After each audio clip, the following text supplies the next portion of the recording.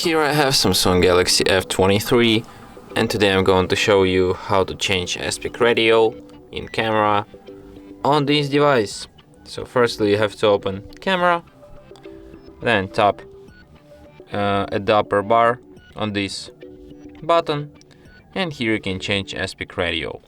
You have 3:4, 9:16, 1:1 or full screen aspect ratio. And that's it. Thanks for watching. If you find this tutorial useful, don't forget to hit that like button and subscribe to our channel.